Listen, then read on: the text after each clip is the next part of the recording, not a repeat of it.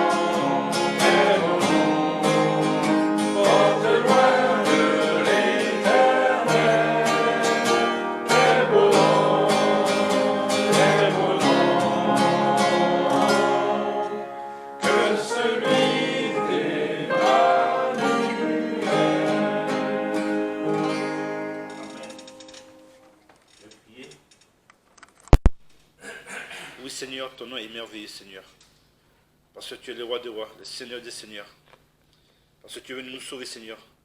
Nous n'étions pas dignes d'avoir un tel sauveur, un tel sacrificateur comme toi Seigneur, mais tu t'es sacrifié Seigneur pour nous sauver Seigneur. Merci pour ça Seigneur.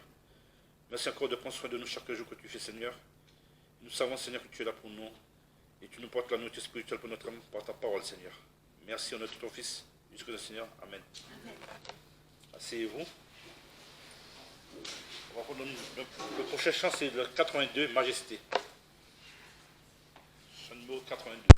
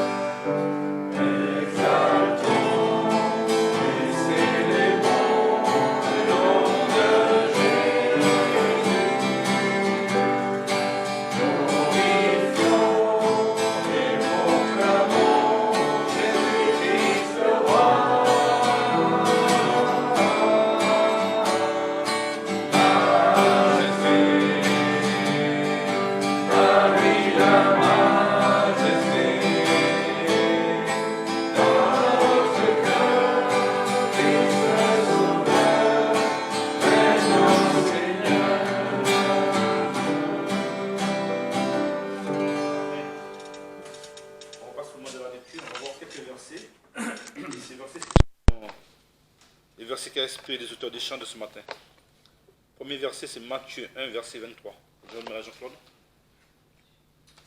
Voici, la Vierge sera enceinte et elle enfantera un fils, et on le nommera Emmanuel, ce qui signifie Dieu avec nous. Apocalypse 11, verset 15 à 17.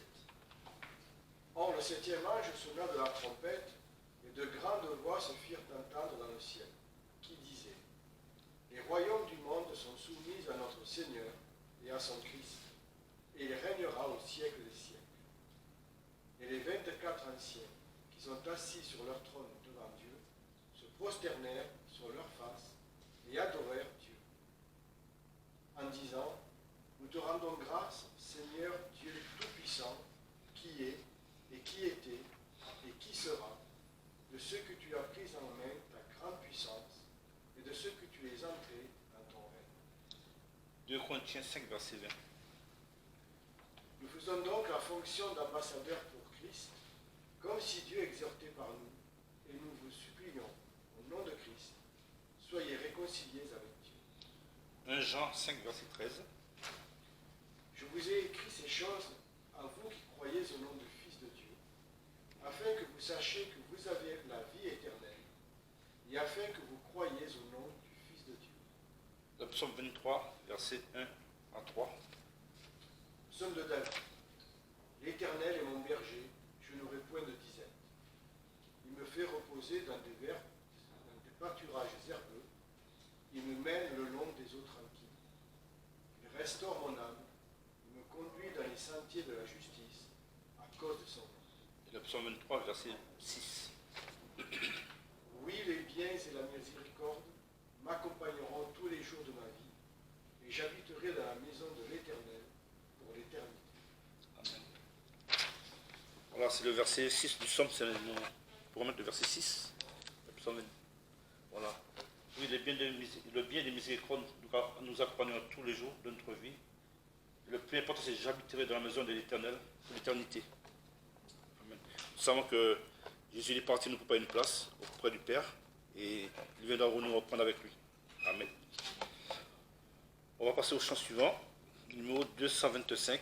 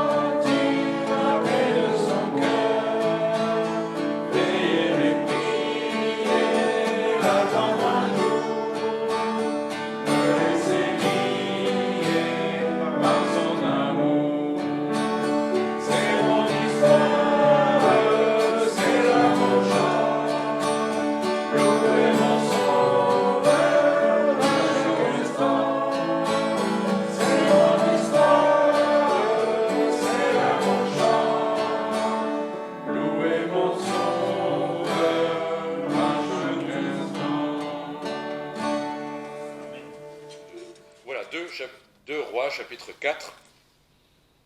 Donc, bon, le texte spécifique est un peu plus loin, mais j'aimerais bien qu'on lise tout ce qui est dit sur ce texte-là avant.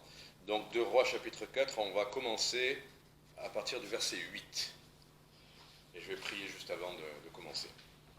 Seigneur, nous te remercions parce que tu es un Dieu vivant, un Dieu qui entend, un Dieu qui parle, un Dieu qui agit, un Dieu qui sauve encore aujourd'hui et qui veut encore sauver. Alors encourage-nous de la manière que tu veux, dans la direction que tu veux, et où fortifie notre âme, notre espérance dans l'œuvre que tu nous as confiée avant de nous reprendre auprès de toi. L'éternité, ça sera pour jouir de ta grâce, de ta gloire, de ton salut. Et en attendant, nous avons un temps court, éphémère, pour faire des choses sur cette terre, parmi les pécheurs autour de nous, comme nous. Mais nous qui sommes graciés, nous voulons que cette grâce soit connue, entendue et répandue encore. Alors encourage-nous d'une manière ou d'une autre, en Jésus-Christ, par ce texte. Amen. Voilà, verset 8, chapitre 4, verset 8. « Et il arriva un jour qu'Élisée passa à Sunem, et il y avait là une femme riche, qui le retint à manger le pain chez elle. Et toutes les fois qu'il passait, il entrait là pour y manger le pain. Et elle dit à son mari, « Voici, je reconnais que cet homme qui passe toujours chez nous est un saint homme de Dieu. Faisons, je te prie, une petite chambre haute, mettons-lui là un lit, une table, un siège et un chandelier. Et quand il viendra chez nous, il s'y retirera. Étant donc un jour venu là, il se retira dans cette chambre haute et y reposa. Et il dit à Géasi, son serviteur, « Appelle cette Sunamite. » Géasi l'appela, et elle alla se présenter devant lui. Alors il dit à Géasi, « Dis-lui, je te prie, voici, tu as pris pour nous tous ces soins. Que pourrait-on faire pour toi? As-tu à parler au roi ou au chef de l'armée ?» Elle répondit, « J'habite au milieu de mon peuple. » Il dit donc, « Que faire pour elle ?» Et Géasi répondit, « Mais elle n'a pas de fils, et son mari est vieux. » Alors il dit, « Appelle-la. » Et il l'appela, et elle se présenta à la porte. Et il lui dit, « L'année qui vient, en cette même saison, tu embrasseras un fils. » Et elle répondit, « Non, mon Seigneur, homme de Dieu, ne mens point à ta servante. » Or cette femme conçut, et enfanta un fils 1 an après, dans la même saison, comme Élisée lui avait dit. Et l'enfant, étant devenu grand, il arriva qu'il sortit un jour pour aller vers son père auprès des moissonneurs. Il dit à son père, « Ma tête, ma tête !» Et le père dit au serviteur, « Porte-le à sa mère. » Il le porta donc et l'amena à sa mère, et il demeura sur les genoux de sa mère jusqu'à midi, puis il mourut. Alors elle monta et le coucha sur le lit de l'homme de Dieu, et ayant fermé la porte sur lui, elle sortit. Ensuite, elle appela son mari et dit, « Envoie-moi, je te prie, un de tes serviteurs et une des ânesses, et je m'en irai jusqu'à l'homme de Dieu, puis je reviendrai. » Et il dit, « Pourquoi vas-tu vers lui aujourd'hui? Ce n'est point la nouvelle lune, ni le sabbat. » Elle répondit, « Tout va bien. » Elle fit donc sceller l'ânesse, et dit à son serviteur, « Mène bon train, ne ralentis pas la course, que je ne te le dise. » Ainsi elle s'en alla, et vint vers l'homme de Dieu à la montagne de Carmel. Et sitôt que l'homme de Dieu l'eut vu paraître, il dit à Géasi son serviteur, « Voilà cette Sunamite, va, cours au-devant d'elle, et dis-lui, tout va-t-il bien pour toi, pour ton mari, pour l'enfant ?» Et elle dit, « Bien. » Puis elle vint vers l'homme de Dieu sur la montagne, et embrassa ses pieds. Et Géasi s'approcha pour la repousser, mais l'homme de Dieu lui dit, « Laisse-la, car son âme est dans l'amertume. Et l'Éternel me l'a cachée, et ne me l'a point déclaré. » Alors elle dit, « Avais-je demandé un fils à mon Seigneur? Ne te dis-je pas, ne fais point que je sois trompé? » Et il dit à Géasi, « Saint-Hérin, prends mon bâton en ta main et t'en vas. Si tu rencontres quelqu'un, ne le salue point, et si quelqu'un te salue, ne lui réponds pas. Ensuite tu mettras mon bâton sur le visage de l'enfant. » Mais la mère de l'enfant dit, « L'Éternel est vivant et ton âme est vivante, je ne te laisserai point. » Et il se leva et la suivit. Or Géasi, les ayant devancés, mit le bâton sur le visage de l'enfant. Mais il n'y eut ni voix, ni signe d'attention. Et il revint au-devant d'Élisée et lui fit ce rapport en disant, « L'enfant ne s'est pas réveillé. » Élisée entra donc dans la maison, et voici l'enfant était mort et couché sur son lit. Et étant entré, il ferma la porte sur eux deux et pria l'Éternel. Puis il monta et se coucha sur l'enfant et mit sa bouche, sur la bouche de l'enfant, ses yeux sur ses yeux, ses mains sur ses mains, et s'étendit sur lui. Et la chair de l'enfant fut réchauffée. Puis il se retirait, allait par la maison, tantôt ici, tantôt là, et remontait, et s'étendait encore sur lui. Enfin, l'enfant éternua 7 fois et ouvrit les yeux. Alors Élisée appela Géasi et lui dit « Appelle cette Sunamite ». Et il l'appela et elle vint vers lui et il lui dit « Prends ton fils ». Elle vint donc et se jeta à ses pieds et se prosterna en terre, puis elle prit son fils et sortit. Voilà, il y aurait plein de détails avant. C'était intéressant de lire le début de l'histoire parce qu'il fallait voir d'où venait cet enfant. Il était l'enfant du miracle déjà en soi. Que cette femme n'est pas juive, elle est sunamite, elle est de Sunem, ça a son importance aussi, et qu'elle est riche. Juste des petits détails pour poser le décor. C'est une femme riche, c'est pas une femme comme la veuve juste avant, pour lequel Élisée multiplie l'huile. Non, c'est une femme riche, une femme étrangère, et la grâce de Dieu, et en la personne d'Élisée, va venir jusqu'à elle. Il s'impose un peu à elle d'abord, mais elle est très contente finalement. Elle voit que c'est un homme de Dieu, et ça lui suffit. Donc, quelle peut être l'application qu'on va tirer de cette histoire? Je m'en tiens au moment où l'enfant, finalement, meurt. Voilà. Qu'est-ce qui va être possible de faire dans cette circonstance-là? On va dire pleurer, se lamenter, râler, crier contre Dieu, tu me donnes un enfant pour me le reprendre. Et même quand elle va voir l'homme de Dieu et que Géasi fait ce qu'il faut, moi j'ai cette phrase qui m'a frappé, verset 31, l'enfant ne s'est pas réveillé.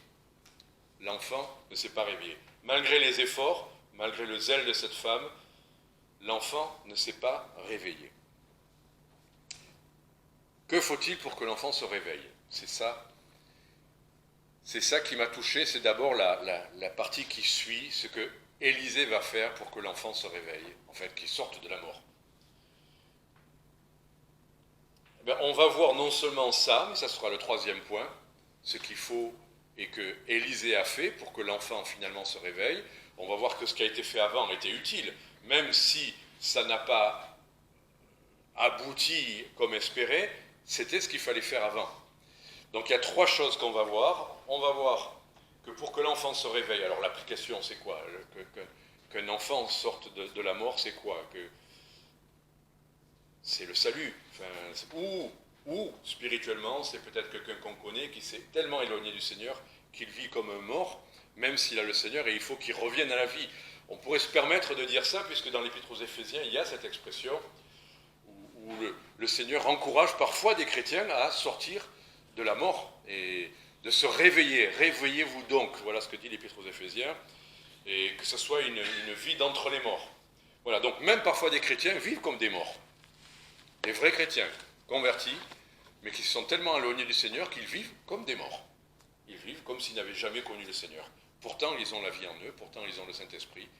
Mais cet éloignement, cette apostasie fait que parfois, pour un temps, et j'étais content d'entendre, entre guillemets content, les témoignages qu'on a entendus.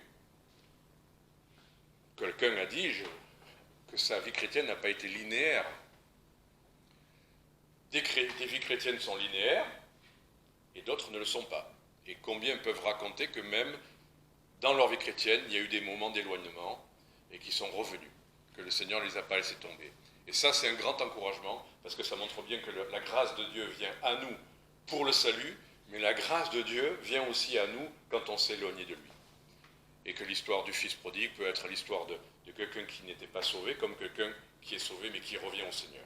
Voilà, donc que faut-il pour que nos enfants, nos amis, nos contacts, nos familles sortent de la mort et viennent à la vie? Il faut d'abord que ça soit pour nous une priorité impérieuse. Je cherchais un mot, il y avait beaucoup de mots qui se mélangeaient dans ma tête en voyant ce qui se passe et que doit faire la maman. Et la chose qui était le plus présent, c'était qu'elle se dépêche.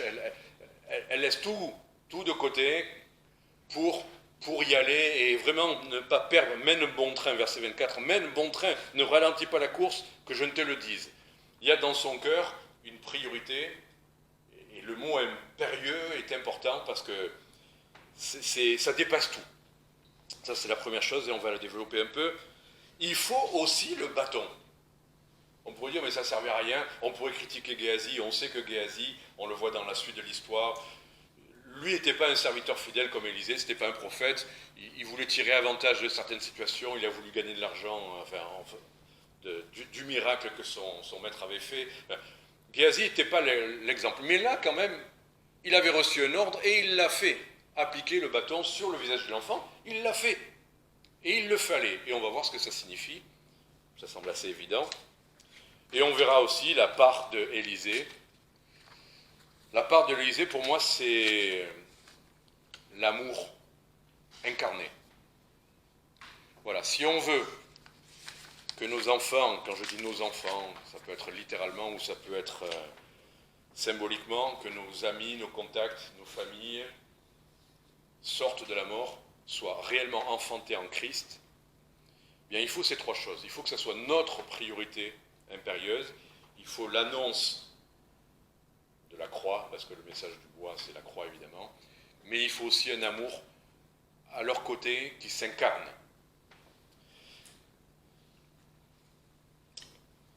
Il m'est arrivé à Paris, les premières années de ma conversion, j'aimais beaucoup l'évangélisation, tout ce qui se faisait, enfin, j'aimais participer à tout, voilà, c'est tout, hein, toutes les réunions. Enfin. Et une fois, on a eu l'occasion de chanter dans le métro parisien, je vous l'ai déjà raconté, mais c'est pas grave pour ceux qui ne se souviennent pas de cette histoire. Et c'était un endroit, je pense que c'était à Montparnasse, où il y a un tapis roulant, pas un escalator, un tapis roulant très très long, rapide, relativement rapide. Et il y avait beaucoup de monde ce jour-là, et nous on chantait à la fin d'un côté, donc du tapis roulant, où les gens arrivaient et nous regardaient en passant, enfin bon.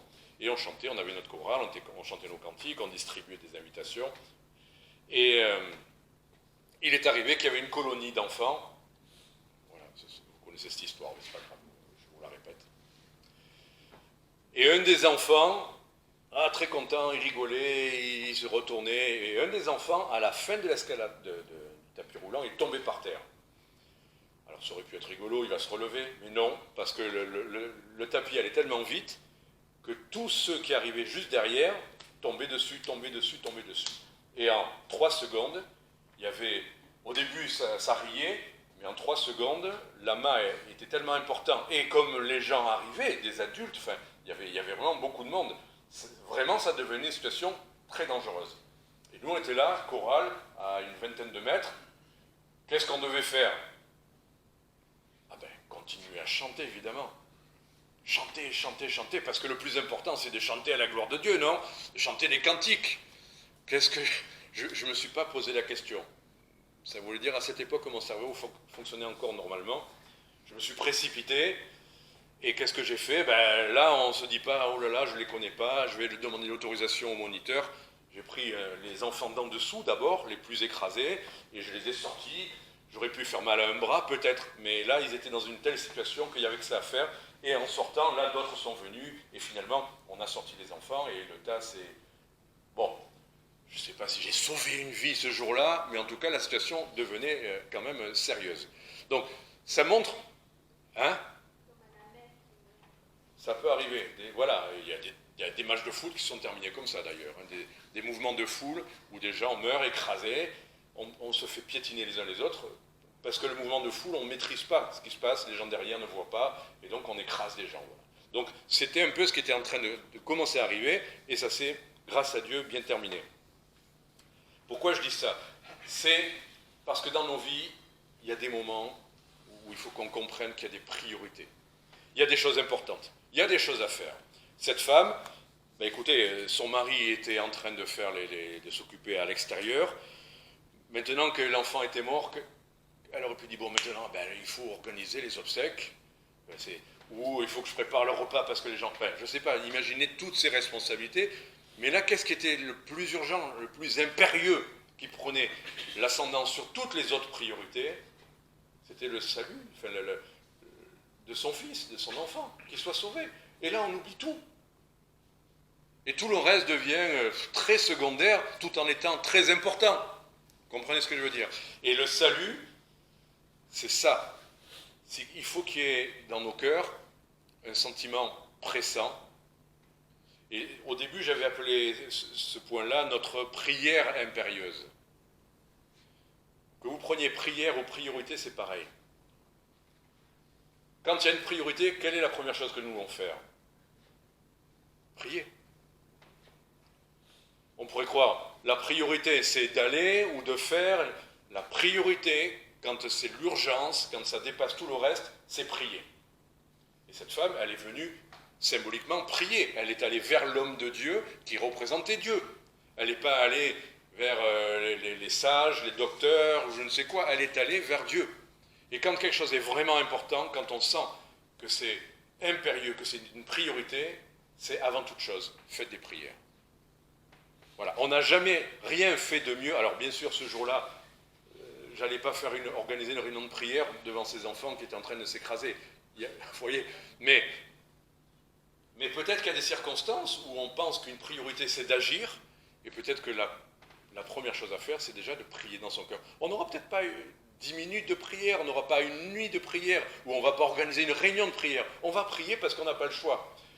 Je ne pense pas que dans la voiture, en montant vers les Ors, quelqu'un a dit, bon, on va arrêter le véhicule, on va sortir de la voiture et on va organiser une réunion de prière où chacun prie, toi tu pries 5 minutes, toi tu pries 7. Chacun a dû prier dans son cœur. Et combien on a des circonstances comme ça où c'est juste de faire monter un cri vers Dieu. Là, c'était ça, elle est allée vers l'homme de Dieu. Et j'ai bien aimé sa prière parce que c'était quoi? Est-ce qu'elle y a mis les formes? Regardez sa prière. Verset 27. Non, 28, pardon. Alors elle dit, avais-je demandé un fils à mon Seigneur? Ne te dis-je pas, ne fais point que je sois trompée? Elle râle. Enfin, excusez, mais elle met tout son cœur dans ce qu'elle dit, là. C'est le sentiment de son cœur. Elle n'est peut-être même pas consciente qu'il va ressusciter cet enfant. Elle dit, elle ne comprend pas. Elle répand son cœur. Et des fois, nos prières, c'est ça. C'est de mettre tout notre cœur dans ce qu'on dit et de dire, Seigneur, je ne comprends pas. Tu m'as appelé, par exemple, à prêcher l'évangile et les gens ne sont pas sauvés. Tu m'as appelé à témoigner à mes enfants et mes enfants ne sont pas sauvés. Tu m'as appelé à faire telle ou telle chose. Tu m'as donné ces enfants, tu m'as donné ces contacts, tu m'as donné cette possibilité de prêcher l'évangile et les gens ne sont pas enfantés. Et il faut dire ça à Dieu. Il ne faut pas lui dire, oh Seigneur, faire une très belle prière, ciselée, vous savez. Ah mon Dieu, je me rappelle que d'abord il faut te louer. Ah mon Père qui règne dans les cieux. Oui, c'est vrai, il faut faire. Ah mon Père qui est si grand, qui est si puissant et qui m'aime tellement. Vraiment, mettez-y les formes, hein, la diplomatie. Quand c'est impérieux comme ça, on ne fait pas des belles phrases en introduction, où on flatte Dieu, où on reconnaît tout ce qu'il est, il faut lui faire tout un développement théologique sur son omniscience, son omnipotence, sa gloire. On répand son cœur, ils sont perdus. On dit à Dieu, c'est pas possible, il faut qu'ils soient sauvés. Et on ne fait plus des belles phrases quand on veut que les gens soient sauvés. On ne fait plus des circonvolutions esthétiques. Qu'est-ce que le Seigneur entend? Il entend ce qu'il y a réellement dans notre cœur. Là, elle avait de l'amertume dans le cœur. Et Élisée, finalement, l'a vu. Élisée l'a vu. Il a dit, laisse-la quand son âme est dans l'amertume. Combien de prières? On pourrait dire, non, c'est pas bien d'être amer. Quand le Seigneur nous dit que c'est pas bien d'être amer, c'est une amertume qu'on cultive, de jalousie à l'égard des autres. Enfin, vous voyez la différence. Là, c'est un cœur qui est triste, qui est amer, parce que c'est pas normal. C'était l'enfant que Dieu lui avait donné. Elle ne comprend pas. Et elle prie avec sincérité, de tout son cœur, avec son amertume. Et le Seigneur ne la gronde pas. Le Seigneur va l'exaucer. il est plus important de prier avec notre cœur que d'y mettre des belles formes. Pourquoi ? On peut lire dans Hébreux 10, 17 à 23. Est-ce qu'un chrétien peut prier ? Alors il y a des livres qui sont écrits sur la question. Est-ce qu'un chrétien peut prier alors qu'il est en colère contre Dieu ou je ne sais quoi ? C'est pas en colère contre Dieu. Elle est amère, elle est triste, elle est perplexe, je ne sais pas quel mot on peut employer, mais elle est amère à cet instant-là. Hébreux 10, on va lire peut-être à partir du verset 18, qui nous explique ce que c'est que la prière dans ce moment-là. Or, où la rémission des péchés est faite, il n'y a plus d'oblation pour le péché.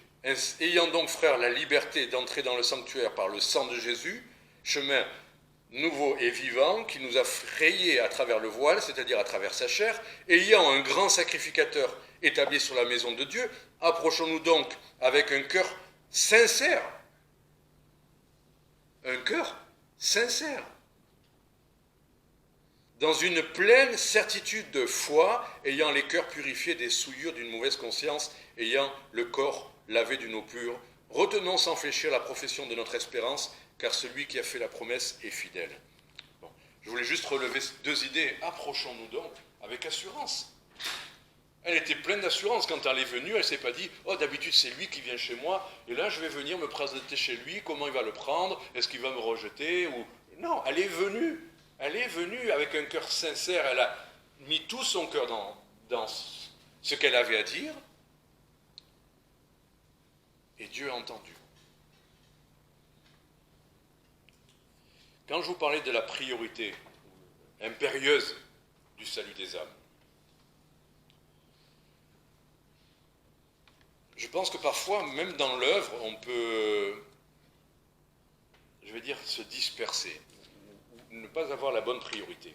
Notre travail, moi, mon travail par rapport à tout ce que j'ai à faire actuellement, c'est tous les jours de savoir quelle est ma priorité pour le jour. J'ai toute ma liste des choses à faire, que ça va peut-être se faire pendant 6 mois, ou 2 mois, ou 1 mois, mais chaque jour, je priorise. C'est pas, c'est pas une stratégie pour avoir du travail plus efficace ou je ne sais quoi. C'est juste que j'ai pas le choix. Je sais que ça, c'est pour ce soir. Ça, c'est le plus urgent. Ça, c'est le plus important. C'est ça. Et tout va contribuer au même grand but de faire la volonté de Dieu. Mais des fois, je trouve qu'on se trompe un peu. J'entends dire, par exemple, voilà, allez, la chorale, le cantique, faire des choses pour Dieu, des choses grandes et belles pour Dieu. Et j'entends, il faut vraiment qu'on y passe beaucoup de temps parce qu'il faut glorifier Dieu. Et j'entends le mot glorifier Dieu par l'excellence de notre travail. Je crois que Dieu nous demande de travailler de mieux en mieux, de faire des progrès dans tout ce qu'on fait et de le faire sans négligence. Mais je ne crois pas à l'excellence de notre travail. Je n'aime pas du tout ce mot-là et je l'ai vu dans plein de contextes. Le mot excellence, pour moi, appartient à Dieu et à Jésus-Christ et à l'œuvre de la croix et à sa personne. L'excellence, c'est la nouvelle alliance, c'est ce que Dieu est, c'est ce que Dieu fait. Ce que nous faisons, on le fait du mieux possible, on y met tout notre cœur, on doit progresser, on doit s'appliquer, on doit le faire bien. Mais combien Dieu se charge de nous montrer qu'à chaque fois que dans tout ce qu'on aura essayé de faire le mieux possible pour lui, combien de fois avec Jean-Paul à Aix, on a travaillé pour faire des traités, et après l'avoir imprimé, on a vu la petite faute, la faute d'orthographe. Mais on s'est dit, mais pourquoi ? La faute de date. Vous voyez ? Et on a fait quelque chose de beau, on s'est appliqué, la mise en page et tout ça, et puis après impression, il y avait toujours. Et Dieu se charge de faire qu'il y a toujours quelque chose, je ne sais pas si vous voyez la même chose dans vos vies, mais qu'il y a toujours quelque chose où on se dit, je ne peux pas me glorifier du travail. On n'aura jamais fait un travail excellent. Je ne passerai pas mon temps à regarder ce traité, je vais l'afficher dans ma chambre, parce qu'il était tellement beau, tellement bien cadré, le dessin était tellement bien pensé, ou même la chorale, de réécouter ce qu'on a chanté. À chaque fois, il y a quelque chose où on se dit, bon. Mais Dieu se glorifie, c'est lui qui se glorifie, et ce n'est pas de l'excellence de notre travail. Et je dis ça pourquoi ? Parce que quel est le but de Dieu ? J'entends trop dire, mais le but, c'est la gloire de Dieu. que tout ce que nous faisons, c'est la gloire de Dieu. Et c'est vrai. Jésus-Christ est venu glorifier son Père. Mais qu'est-ce que Jésus-Christ est venu faire qui le pressait plus que tout? Il est venu chercher et sauver ce qui était perdu. Alors, les deux choses ne s'opposent pas. Parce que qu'est-ce qui va glorifier Dieu plus que tout? Tout les racheter. Quand Dieu veut montrer, dans l'Épître aux Éphésiens, il veut montrer la diversité de sa miséricorde et de sa grâce. Et il le montre dans quoi? Il le montre dans ses enfants rachetés. Toutes nos histoires sont des histoires de sa gloire, d'un Dieu qui veut sauver, chercher et sauver ce qui est perdu. Est-ce qu'on aura mieux glorifié Dieu que d'avoir prié pour le salut des âmes, intercédé, travaillé? Jésus est venu chercher et sauver ce qui est perdu. Et je pense à l'apôtre Paul. L'apôtre Paul était appelé vers les païens. On aurait pu dire, mais pourquoi il a perdu son temps de nous parler des Juifs? L'apôtre Paul, Romains 10, 1, il dit, mon vœu et ma prière pour eux, c'est qu'ils soient sauvés. Et là, puisqu'on parle de ce sujet de l'évangélisation des Juifs, il y a des courants messianiques ou des courants qui veulent aider, par exemple, à ce que les Juifs reviennent en Israël. Et ils y mettent, il y a des milliardaires qui donnent de l'argent et de l'argent et de l'argent pour que les Juifs reviennent en Israël. Des chrétiens. Et leur but, et j'ai entendu ça, des gens qui veulent montrer l'amour de Dieu aux Juifs, mais pour montrer l'amour de Dieu, que Dieu continue à les aimer, que Dieu continue à les aider. Et tout ça, c'est pas mal. Mais j'ai entendu de la même bouche de ces gens qui venaient vivre en Israël pour aider, pour faire des bonnes œuvres pour Israël, pour les Juifs de la diaspora, les Russes qui sont très pauvres quand ils arrivent, qu'il ne faut surtout pas leur annoncer l'évangile. Et il y a des positions théologiques après, oui, mais ça se fera pendant la tribulation, ou ça sera... Ou certains croient même qu'ils sont sauvés. Paul est clair, l'évangile est clair, Romains 9 à 11 le dit clairement, il y a un reste selon l'élection de la grâce, mais ils ont besoin d'entendre, et ils ont besoin d'être sauvés parce qu'ils sont perdus. Paul a dit, mon vœu, ma prière pour eux, c'est qu'ils soient sauvés. Donc dans le cœur de l'apôtre Paul, regardez combien c'était impérieux, c'est que de partout où il arrivait, il allait premièrement à la synagogue. Et quand il n'y avait pas de synagogue, il allait vers tout le monde. Et après la synagogue, il ne s'arrêtait pas là en disant, ouais, ça y est, j'ai fait mon travail.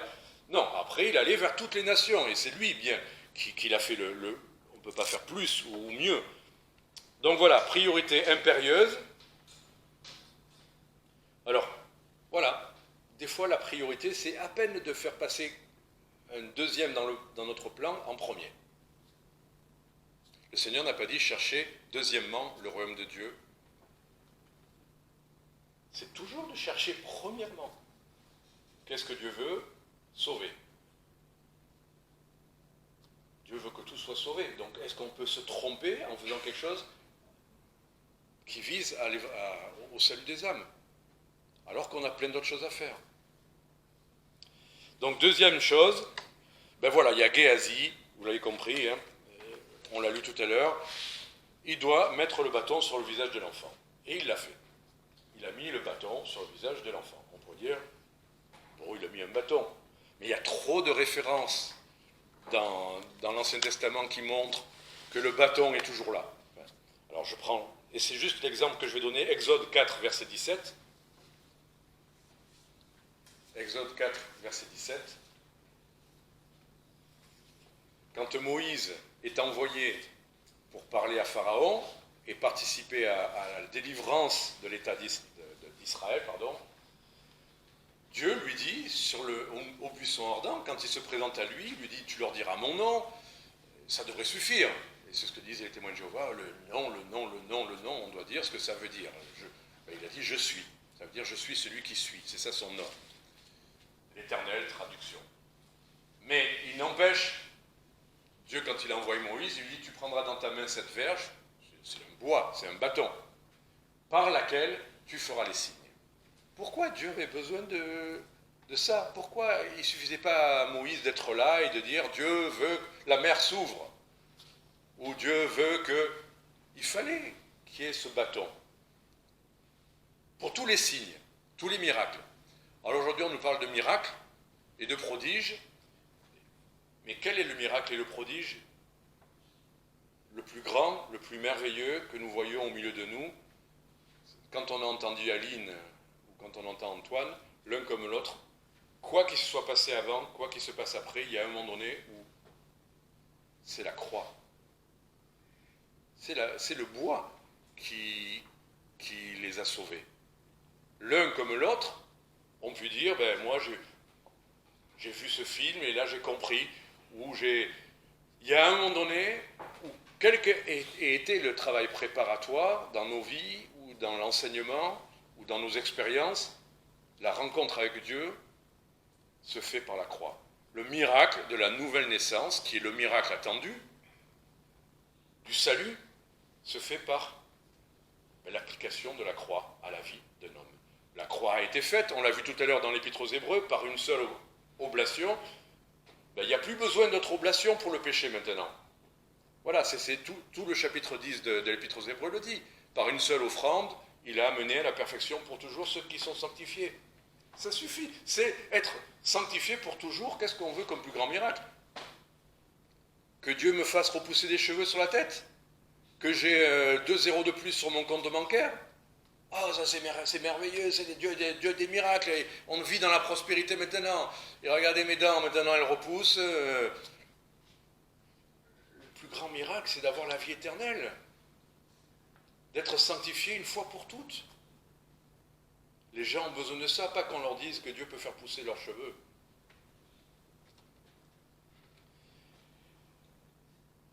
C'est la croix que les gens ont besoin d'entendre. Il le faut. On pourrait dire, oui, mais il faut leur montrer l'amour, il faut les aider. On verra ça aussi. Mais sans la croix, il le fallait. On pourrait dire, mais Géasi, ça n'a pas produit de fruits. Tout ce qu'on prêche, on rappelle la croix et on distribue l'évangile. Et des fois, ça ne produit pas de fruits. On verra ce qui peut manquer. Mais c'est indispensable. Il n'y aura pas d'âme sauvée s'il n'y a pas la croix. On est sauvé de quoi et comment? On est sauvé de la mort, de la condamnation, parce que Christ a porté nos péchés. C'est ça l'évangile. On est sauvé par l'évangile. 1 Corinthiens 15, 1 à 3. On le connaît par cœur ce verset, mais c'est bon de le rappeler. Les gens ne sont pas sauvés par l'amour de Dieu. Les gens ne sont pas sauvés par la puissance de Dieu. Les gens ne sont pas sauvés par même la miséricorde de Dieu ou sa bienveillance. Ils sont sauvés par l'évangile. L'amour, la miséricorde, la puissance de Dieu sont là. Mais c'est l'évangile qui sauve. Je vous rappelle, frères, l'évangile que je vous ai annoncé, que vous avez reçu et dans lequel vous persévérez. Et c'est quoi cet évangile? Dis-nous. Et par lequel vous êtes sauvés. Si vous le gardez tel que je vous l'ai annoncé, autrement vous auriez cru en vain. Et tous ces messages qui amènent les gens dans les églises, que Dieu peut faire ci, Dieu fait ça, Dieu fait comme ci, Dieu fait comme ça, et c'est bien, venez ici, et on est bien, ou on n'est pas bien d'ailleurs. Mais non, les gens sont sauvés comment? Je vous ai enseigné avant toute chose, ce que j'avais aussi reçu, c'est que Christ est mort pour nos péchés, selon les Écritures. Sans ce bâton, il n'y a rien. Peut-être un travail préparatoire. Mais s'il n'y a pas ce moment où ils comprennent que Christ est mort pour leurs péchés, qu'est-ce que serait le salut? Si c'est Christ peut vous guérir, Christ peut vous rendre prospère, Christ peut vous rendre plus heureux, Christ sera votre ami, Christ est gentil, Christ est mort pour nos péchés. Tout le reste peut être vrai, mais ce qui sauve, c'est l'évangile. C'est ça. Et l'Épître aux Éphésiens, chapitre 2, versets 7 à 13.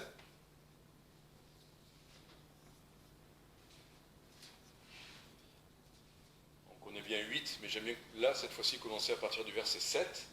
Donc Éphésiens 2, 7. Le moyen d'être sauvé. Bon, Christ est mort pour nos péchés, d'accord? Il faut le croire, mais qu'est-ce que ça veut dire? Donc Dieu, c'est ce que je disais tout à l'heure, veut montrer dans les siècles à venir les immenses richesses de sa grâce par sa bonté envers nous en Jésus-Christ. Sa bonté en Jésus-Christ. Et ensuite, comment être sauvé?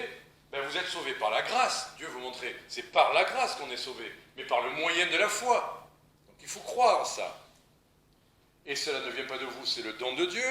Donc de montrer que le salut est un cadeau. Quand les gens vous demandent, et récemment quelqu'un nous demandait, mais qu'est-ce qui me prouve que c'est votre religion qui est mieux? Regardez, les musulmans, on est bien plus nombreux que vous.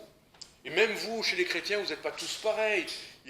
Oh là là, il y a tellement de différences. Et qu'est-ce qui me prouve que ce n'est pas l'hindouisme ou le bouddhisme? Qu'est-ce qui nous prouve que c'est vous qui avez raison?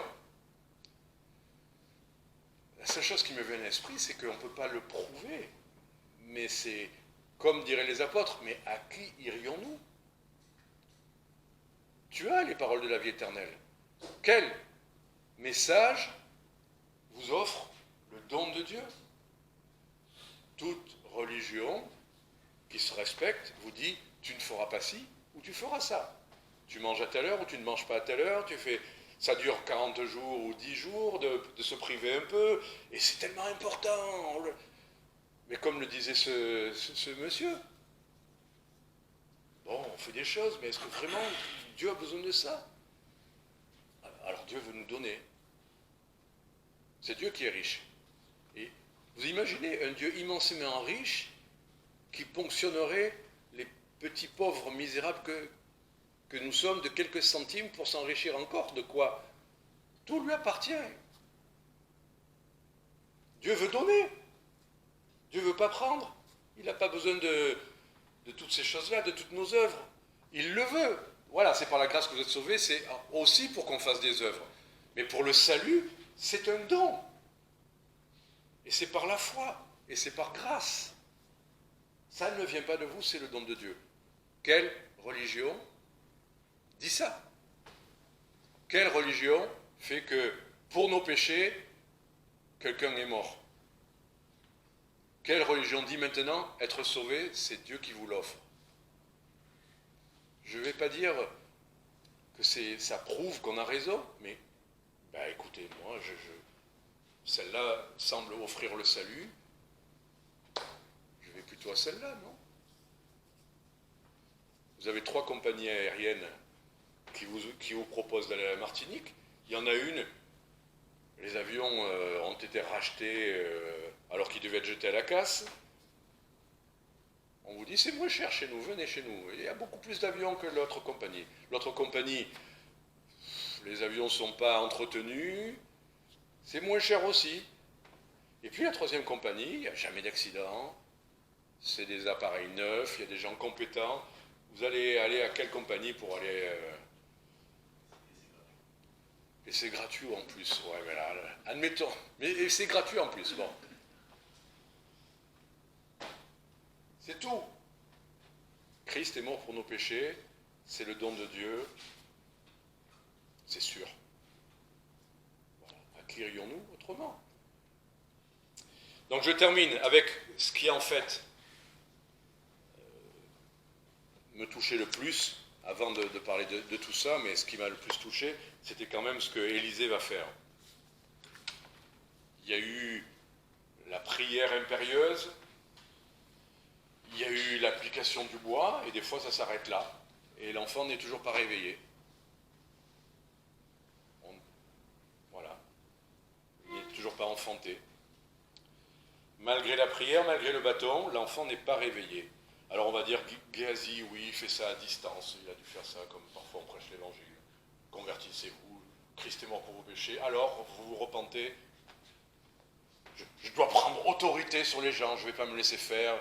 C'est pas ça, non, c'est l'évangile, vous le savez. Quand on a lu tout à l'heure ce verset, nous vous en supplions, soyez réconciliés avec Dieu. Et quand on entend aujourd'hui, non, il faut qu'on montre, qu'on prenne autorité dans l'évangélisation. Et alors là, d'un coup, on prend autorité. L'apôtre Paul, ou ce qui nous est dit là, c'est nous vous en supplions, soyez réconciliés avec Dieu. On supplie. Est-ce qu'il y a ça dans notre cœur? Est-ce qu'on peut supporter que les gens nous prennent à la rigolade, soient méprisants, soient désagréables dans l'évangélisation? Est-ce qu'on doit montrer qu'on est plus intelligent qu'eux, ou au moins aussi intelligent qu'eux? Peu importe. Vous voulez qu'ils soient sauvés? Vous devrez être patient sans doute. être prêt à prendre le petit rôle, celui qui écoute plutôt que parler. Mais bon, ça c'est une autre affaire. Ce qui est frappant, voilà, même presque choquant, il se couche sur l'enfant, il met sa bouche sur la bouche de l'enfant, ses yeux sur ses yeux, ses mains sur ses mains, et s'étend sur lui. Bon, c'est spécial quand même, hein, comme... il est mort, donc normalement un juif ne touche pas les morts, donc pour Élisée c'était pas facile. Je ne vais pas développer, mais aujourd'hui on risquerait de... J'ai remarqué ça hier. Hier, je sais plus où, on était dans le tramway et j'ai vu un petit enfant tout mignon, enfin, je l'ai regardé en souriant, et d'un coup j'ai eu peur, je me dis, est-ce qu'on va me prendre pour... Parce que je regarde un enfant qui n'est pas le mien et que je souris. Vous voyez, aujourd'hui, il y a tellement de choses horribles qui se passent on a peur presque de regarder un enfant. Et là, il se couche sur l'enfant, bouche sur la bouche, alors c'est spécial quand même. Hein. Alors, je ne veux pas aller plus loin que ça, mais ce qu'on peut retenir de ça, c'est qu'il faut, à un moment donné, accepter la proximité, voire l'intimité avec des pécheurs. Christ allait manger chez des pécheurs. Bon, Christ n'avait pas un appartement pour recevoir chez lui, il n'avait pas de quoi reposer sa tête. Mais il passait du temps avec les pécheurs. Si vous voulez que les gens soient sauvés, il faut passer du temps. Alors on va dire, oh, mais j'ai donné un traité, j'ai réussi à lui placer l'évangile là en 10 minutes, très bien, et je ne le reviens plus jamais, mais ça y est, j'ai fait mon travail. On a mis le bâton, on l'a appliqué. Mais le salut, regardez les témoignages justement, j'ai bien aimé les témoignages de Aline et Antoine. Curtis Gibson n'était certainement pas parfait, je ne le connais pas, mais il n'était certainement pas parfait, il le sera au ciel. Il y a quelqu'un qui dit oui, c'est vrai. Bon. Mais qu'est-ce qui ressortait? Un évangéliste, qu'est-ce qui ressortait de... Ah, qu'est-ce qu'il parlait bien? Peut-être qu'il parlait bien ou pas bien, j'en sais rien. Mais c'est qu'il incarnait l'amour de Dieu. J'ai entendu quoi, en quelques mots? Il rendait service. Il rendait visite. Certainement, il recevait. Il devait inviter à manger chez lui. C'était un amour qui s'incarnait. Là, bouche contre bouche. Alors, on va dire que c'est un truc, mais écoutez les gens avant de leur parler. Posez-leur. On n'est pas tous aussi doués pour les relations sociales. D'accord. On ne sait pas toujours quoi dire dans certaines circonstances. D'accord. Mais si vous vous intéressez vraiment aux gens, si vous les aimez vraiment, peut-être que vous allez chercher à les connaître. Pas obligatoirement tout de suite de dire quelle est ta religion, ah, comment tu pratiques, est-ce que tu fais Shabbat, est-ce que tu fais ci ou je fais pas quoi. Leur vie, ce qu'ils sont. Vous avez des enfants, vous êtes mariés. Ah bon, votre famille, elle vient de Tunisie ou de tel endroit. Et vous serez surpris de voir la relation qui s'instaure, une vraie relation, une vraie intimité qui s'instaure très vite. J'ai vu ça avec la chorale. L'autre jour, on est allé chanter dans une maison de retraite. Je n'ai pas parlé avec des personnes âgées, mais à un moment donné, on a eu 2 minutes, on était assis en rond, là, en attendant que les autres arrivent, et à côté de moi, il y avait quelqu'un avec qui je n'ai jamais parlé de la chorale, qui vient normalement sa fille. Sa fille n'était pas là. Et je l'entends parler, elle dit, mais ma fille, elle n'est pas venue parce qu'elle est épileptique, et là, elle a eu une crise, etc. Et elle a commencé à expliquer ce que c'était sa vie avec sa fille épileptique, qu'il est depuis 2 ans. Donc pas une maladie qui passe, qui a des problèmes. Bon. Ça m'a touché. Et on a commencé à parler. Je sais quelque chose d'elle. Elle m'a dévoilé quelque chose de sa vie. Je lui ai donné des choses de ma vie. Je l'ai écouté avant de parler. Je lui ai pas dit, là j'ai une occasion, je vais... Ouais, mais tu sais qu'on peut avoir un corps ressuscité un jour. Oui, peut-être que j'aurais pu dire ça, mais peut-être que d'abord, il fallait écouter, qu'il y ait une relation qui se crée. Et pour l'évangélisation, il faut écouter les gens. Et il faut parler, c'est bouche à bouche. Il y aura des gens qui voudront, qui se dévoilent pas, qui s'ouvrent pas, et qui vont vous poser des questions. Ben parlez. Il y a des gens qui ont envie de parler, qui n'attendent que ça, quand on leur donne l'occasion de parler. Ben posez des questions et laissez-les parler, écoutez-les sincèrement. Ne vous dites pas, j'attends, qui parle, et après, plaf, je lui annonce l'évangile. Créez une vraie relation avec les gens. main contre main. Peut-être que vous pouvez faire quelque chose avec quelqu'un, l'aider à faire les courses, l'aider à faire du bricolage, faire quelque chose ensemble. C'est souvent une manière d'avoir des relations avec les gens. Il y en a qui parlent, il y en a qui agissent. Mais faites des choses avec les gens. N'ayez pas peur de vous être embarqué dans je ne sais quelle histoire, parce qu'il faut passer du temps avec les gens. Et il faut du temps pour que la chair se réchauffe. Que des cœurs froids, c'est ce qu'a dit Aline. Au début, elle ne voulait pas entendre parler, elle le fuyait, mais petit à petit, rencontre après rencontre. Et regardez, ce qui l'a touché, c'est que des gens qui ne la connaissaient pas l'accueillent un mois chez eux. C'est pas de l'amour incarné, ça? Recevoir chez soi quelqu'un, l'héberger pendant un mois? Et il faut peut-être ce temps-là, le premier dimanche, elle y est allée avec eux, alors qu'elle aurait pu y aller avec ses parents, enfin, ou je ne sais quoi. Mais là-bas, elle est allée à l'église, il fallait peut-être qu'elle soit à l'écart de sa famille. Et la première, et la deuxième, et la troisième, et c'est à la quatrième fois qu'elle est allée à l'église là-bas, elle a eu un mois, elle s'est convertie là-bas, en langue étrangère. La chair, il faut du temps, ses yeux sur ses yeux, peut-être regarder un match de foot avec un autre, je ne sais pas, ou pas, à vous de voir. Mais il faut avoir du temps avec les gens si vous voulez leur annoncer l'évangile. Voilà, Curtis Gibson, je ne savais rien de sa manière de faire à part qu'il était très zélé et qu'il faisait de porte-à-porte, mais aussi il était un être humain. Et je pense qu'il faut tous qu'on soit comme ça si on veut que les âmes soient sauvées. Voilà. L'amour incarné, faire des bonnes œuvres, passer du temps. Tout ne se fait pas d'un coup. Voilà. La chair de l'enfant s'est réchauffée, mais il n'était pas encore ressuscité. Alors il se retirait, allait par la maison, tantôt ici, tantôt là, il remontait. C'est pas tous les jours où on se dit, voilà, là c'est le jour où il va se convertir, je mets la pression. Laissez le Seigneur agir. Parler, écouter, créer un lien, annoncer l'évangile, il faut tout ça. Mais ça peut prendre du temps. Et vaquer à d'autres activités. Ne harcelez pas les gens non plus. Tantôt par-ci, tantôt par-là, et voilà. Et finalement, l'enfant éternua 7 fois et ouvrit les yeux. C'est étonnant, hein, l'éternuement. Pourquoi c'est l'éternuement 7 fois? En tout cas, c'est parfait. Le 7 fois, c'est toujours parfait. Il y avait quelque chose qui devait expulser, certainement, je ne sais pas. Enfin, alors qu'il avait mal à la tête, il éternue. Là, j'aimerais bien voir qu'un médecin m'explique ce que ça pourrait être. Peu importe. Ce qui nous intéresse, c'est qu'il est ressuscité. Comment ça s'est passé, avec une date ou sans date? Il y a un moment donné où il était ressuscité. Voilà, c'est une application. Si on veut que nos enfants se réveillent, que nous contactent nos amis, nos familles, tout ce monde-là sorte de la mort et pour venir à la vie,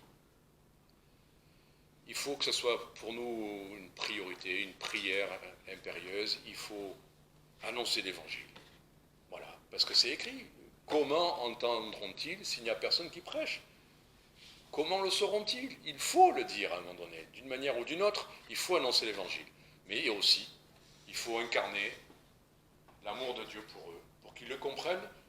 Il n'y a pas de meilleure manière d'expliquer les choses que de l'incarner, non? On n'a jamais vu ça, l'exemple. Dieu nous a aimés alors qu'on n'était pas aimables. Peut-être que vous allez aimer accueillir des gens qui ne sont pas recommandables, ou je ne sais pas, enfin, accompagner quelqu'un qui n'est pas très sympathique, ou qui dit des bêtises, Et alors? Voilà. Que le Seigneur bénisse ce message. Rappelons-nous ces 3 choses. Priorité impérieuse, prédication de la croix, partage de la croix, et puis incarnons l'amour de Dieu pour les gens, avec patience. Et osons partager des choses avec eux, si on veut vraiment qu'ils soient sauvés. Que le Seigneur vous bénisse. On va se mettre debout pour le dernier chant de la journée. La matinée. Le mot 361.